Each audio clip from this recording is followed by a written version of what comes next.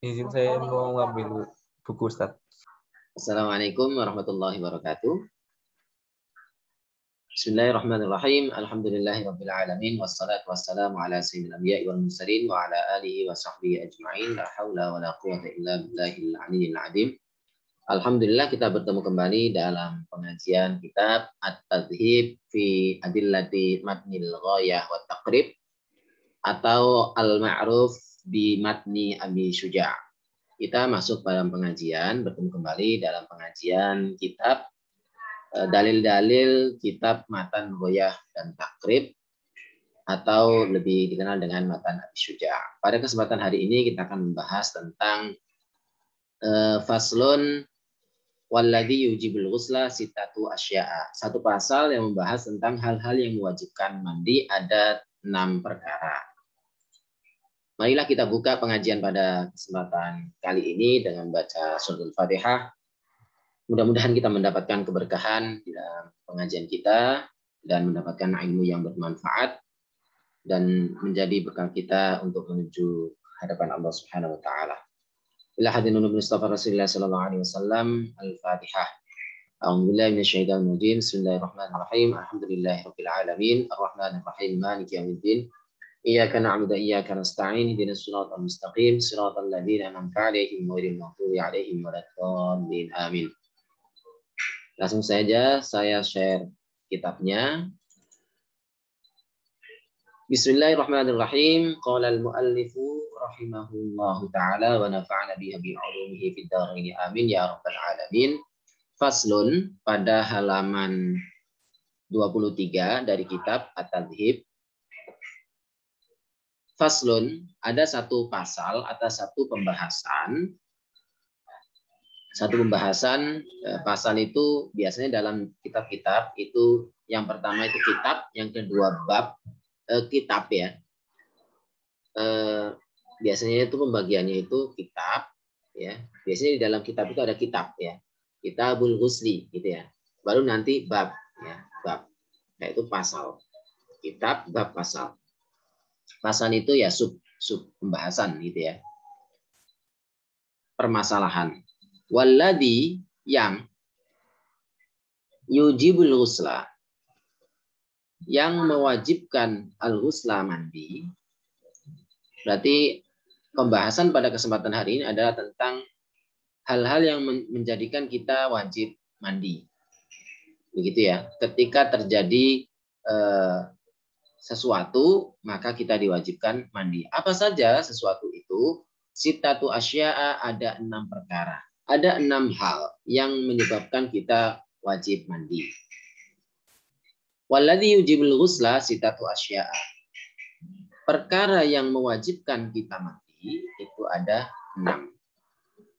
Salah satun, 3 perkara, tashtariku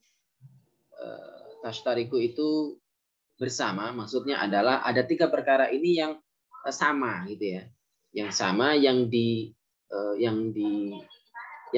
apa ya? Tashtariku itu mengikuti, yang diikuti. Ya. Siapa yang mengikuti? Fihar rijalu wan nisa'u.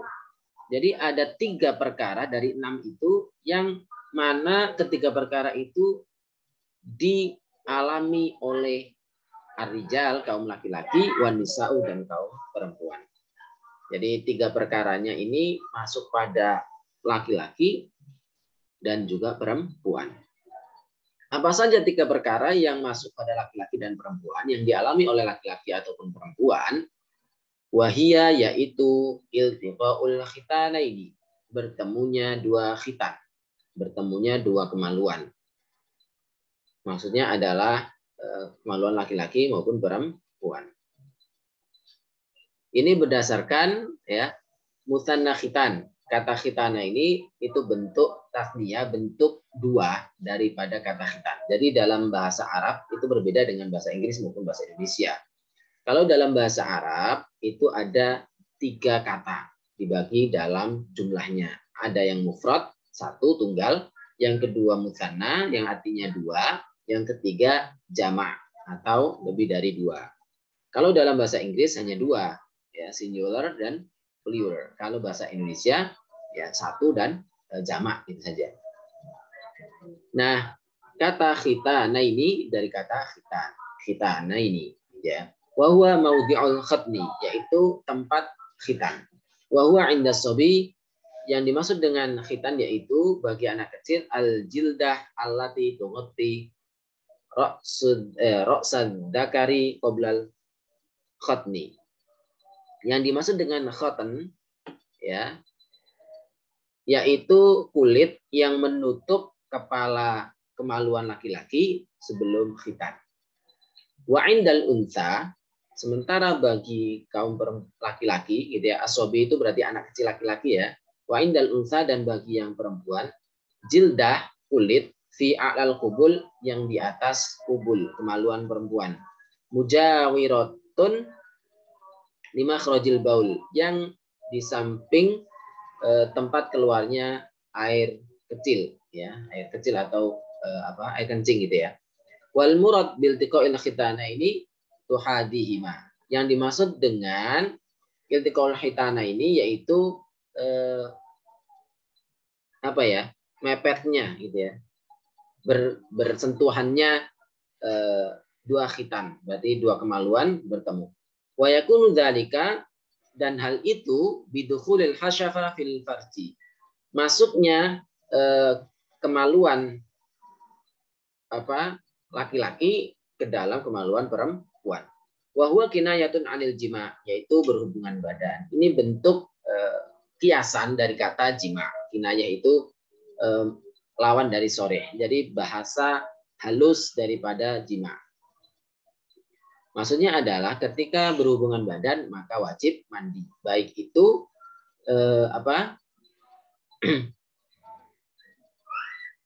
di sini khitana ini dua khitan, laki-laki perempuan gitu ya.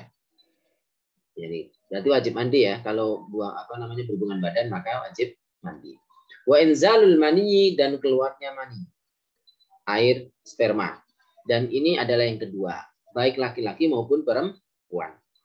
Bagaimana perempuan? Kalau laki-laki kan jelas itu ya, jadi keluar yang dengan memang agak berbeda ya. Kalau membahas ini satu teksturnya agak berbeda. Kalau laki-laki itu cenderung kental gitu ya. Kalau perempuan itu seperti air kelapa gitu ya. Nah, itu kalau teksturnya. Itu biasanya kalau keluarnya mani untuk laki-laki maupun perempuan itu bisa dalam kondisi sedang tidur atau bermimpi maupun sedang berhubungan badan. Kemudian nah ini ada satu pembahasan khusus ya terkait dengan masalah maninya perempuan. Rawal Bukhari, diriwayatkan dari Imam Bukhari dan Muslim, an Ummi Salamah, dari Ummu Salamah radhiyallahu taala anha qalat.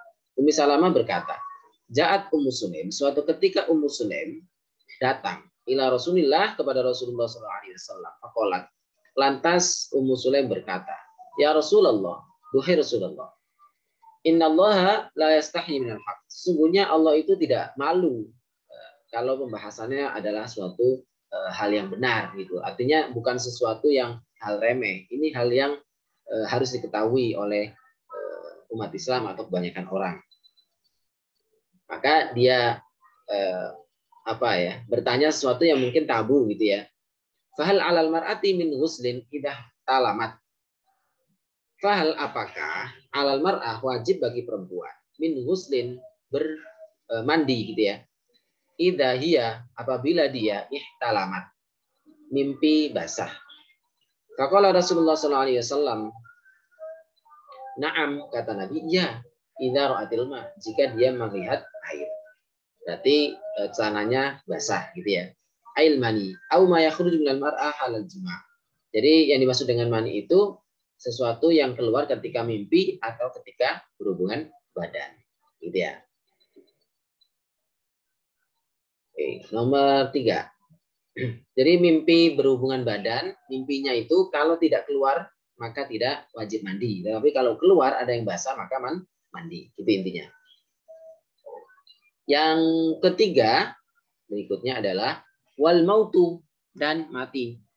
Mati baik laki-laki maupun perempuan, maka wajib dimandikan. Maka wajib dimandikan. Ya. Tidak wajib mandi, tidak wajib dimandikan. Karena orang mati tidak bisa mandi sendiri. Dan ini adalah kewajiban bagi orang yang ada di sekelilingnya. Gitu ya. Wasalah satun dan 3 perkara takhtassu bihan nisa. 3 perkara yang hanya dialami oleh kaum perempuan yang mewajibkan dia mandi. Ya, tadi ada 3 perkara. Jadi ada 6 perkara yang mewajibkan mandi. 3 perkara itu dialami oleh laki-laki maupun perempuan, yaitu yang pertama yaitu berhubungan badan, yang kedua adalah keluarnya mani. Dan ini laki-laki maupun perempuan, meskipun tidak sedang berhubungan badan. Adapun ini berhubungan badan, meskipun tidak keluar juga wajib mandi. Sedangkan keluarnya mani ini, meskipun tidak berhubungan badan, juga wajib mandi. Gitu ya. Kadang-kadang ini berkaitan dengan keluarnya mani, kadang-kadang tidak ya, berhubungan badan. Sementara keluar mani tidak harus berhubungan badan. Mimpi pun termasuk bisa keluar. Kemudian yang ketiga yaitu mati. Orang yang mati wajib dimandikan. Ya, gitu ya. Dan ini kewajibannya adalah fardu kifayah. Ya, yang penting ada yang mandikan, gitu ya. Kalau sudah ada yang mandikan, maka yang lain gugur kewajibannya. Wasalah satun dan 3 perkara takhtassu bihan nisa. Hanya dialami oleh kaum perempuan. Apa saja yang mewajibkan mandi bagi kaum perempuan? Wahya al-haidu. Haid, menstruasi, datang bulan. Ya. Nah, kalau datang bulan, ini pertanyaannya, apakah wajib mandinya itu ketika sudah bersih ataukah ketika pas haid? Nah, kalau dipahami secara tekstual bisa jadi dua-duanya. Tapi seringkali yang dipahami adalah ketika selesai haid. Ini berdasarkan dari firman Allah SWT nomor 2, kita lihat. Qala ta'ala fa'tazilun nisa fil mahid wa la taqrabuhunna hatta yatahhurna fa idza tatahharna fatuhunna min haitsu amarakumullah innallaha yuhibbut tawwabina wa yuhibbul mutatahhirin. Mengapa kaum perempuan yang menstruasi itu diwajibkan mandi? Ini berdasarkan firman Allah SWT, fa'tazilun nisa fil mahid. Kalau wanita sedang menstruasi, maka hindari. Hindari itu jangan berhubungan badan, gitu ya. Wala taqrabuhunna, jangan dekat-dekati, hatta yatuhurna. Kata hatta yatuhurna ini beda pemahaman, beda penafsiran. Ada beberapa makna. Di antara hatta yatuhurna ini ada yang maknai iltasalna. Dengan demikian, kata hatta yatuhurna ini berarti makna yang pertama adalah, kalau dimaknai iltasalna berarti mandi, berarti makna yang pertama adalah perempuan yang menstruasi itu tidak wajib mandi kecuali ketika sudah suci. Itu makna yang pertama. Kemudian juga bisa dipahami bahwasanya ini orang yang menstruasi kalau belum mandi belum boleh diajak berhubungan badan meskipun sudah berhenti menstruasinya. Ini berbeda pendapat dengan sebagian kalangan. Ada mazhab tertentu yang membolehkan meskipun belum berhenti, meskipun belum mandi, ya. Ini kata hatta tatuhurna ini, hatta yatuhurna ini diartikan apa? Ya suci. Suci itu ya berhenti, gitu ya. Meskipun belum mandi, itu sudah boleh. Ada yang mengatakan seperti itu. Tapi menurut mazhab Syafi'i, kata yatuhurna diartikan iltasalna, sampai dia bersuci dengan mandi, gitu ya. Nah, dengan demikian ya tidak ada penjelasan bahwasanya di sini harus mandi ketika sedang haid, langsung mandi, gitu ya. Faidah tatoharna, jika dia sudah bersuci, gitu ya, fa'tuhunna, maka datangilah. Kata datangilah ini adalah boleh kalian berhubungan badan min haitsu amarakumullah, sekiranya Allah perintahkan. Maksudnya adalah sebagaimana firman Allah SWT, fa'tu hartakum annasyitum. Datangilah perempuan kalian Ya, maksudnya ladang itu perempuan kalian itu anasyitum, bagaimanapun dengan model gaya apapun gitu ya. Ya, bagi yang belum nikah ya mungkin belum tergambarkan, bagi yang sudah menikah gaya apapun ya asal bukan dari jalur liang belakang itu boleh. Innallaha yuhibbut tawwabin.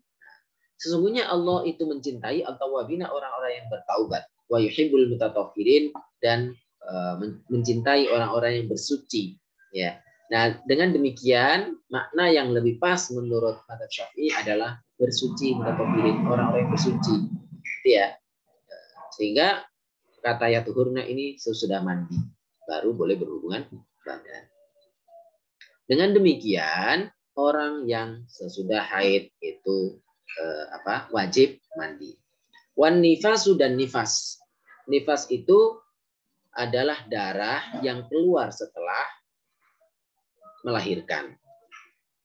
Ya, paling sedikit itu ketika melahirkan, paling lama sekitar 40 hari. Paling lama 40 hari. Paling lama atau ini ya? Rata-rata 40 hari. Rata-rata 40 hari. Tapi ada juga hanya di hari itu nifas, kemudian hari berikutnya ada yang sudah bersih, tapi jarang. Rata-rata ya di atas 10 hari, 30, bisa jadi 30 hari, bisa jadi sampai 40 hari. Allah alam gitu ya. Ini kiasan alal haid. Ini berasal dikiaskan dengan haid. Jadi tidak ada dalil secara tekstual. Di anna daman nifas dam haidin mustami'. Jadi kata menurut ini penjelasan dari pensyarah kitab ini, darah nifas itu adalah sama dengan darah haid, dari darah kotor yang berkumpul. Ya, yang sudah terkumpul lama maka jadi darah haid, jadi darah nifas ya. Sama, jadi sama darah haid, darah nifas itu dianggap sama gitu ya. Wallahu alam secara kedokteran bagaimana? Tapi di sini menurut penjelasan dari kitab ini begitu. Wal wiladah, dan yang terakhir, yang keenam berarti ya, yang ketiga bagi perempuan khusus itu melahirkan. Al wiladah, melahirkan. Nomor 4 ini, li'annal walad al kharij mun'aqidun min mani wal ghalib an yakhruja ma'ahu dam. Mengapa diwajibkan mandi? Karena anak yang keluar itu berasal dari mani. Itu alasan pertama. Yang kedua, wal ghalib, dan biasanya an yakhrujal walad, anak kecil itulah bayi itu, orok itu keluar bersamanya dam, ada darah biasanya, maka diwajibkan mandi. Nah, ini biasanya ada yang memahami bahwasanya karena nifas dan wilada itu dibedakan, di sini ada nifas, ada wilada, maka setelah melahirkan juga diwajibkan mandi. Tetapi ini tentunya bagi yang memungkinkan, karena memungkinkan itu bagaimana? Maksudnya begini, karena orang perempuan itu ketika baru melahirkan biasanya kan sangat payah, sehingga tidak memungkinkan untuk langsung mandi. Ya, tetapi menunggu sampai dia badannya memungkinkan untuk mandi. Begitu. Kalau yang langsung mandi lahiran langsung sehat ya langsung mandi, nggak apa-apa. Meskipun belum selesai nifasnya. Karena apa? Al-wiladah dan nifas ini hal yang berbeda. Gitu ya. Meskipun selalu nifas itu pasti setelah wiladah, dan wiladah itu seringkali disertai dengan nifas. Dan darah yang keluar setelah wiladah itu adalah darah nifas. Dengan demikian, di sini karena dibedakan, maka dua-duanya mewajibkan mandi. Maksudnya nifas ini adalah setelah nifas selesai berhenti, maka wajib mandi. Sementara wiladah ini dibedakan, sehingga setelah melahirkan maka dia mandi. Itu pun kalau dia, artinya apa? Ketika dia selesai melahirkan, meskipun belum selesai nifas, dia sudah wajib mandi. Begitu ya berarti ya. Seperti itu. Demikian pembahasan tentang hal-hal yang mewajibkan mandi.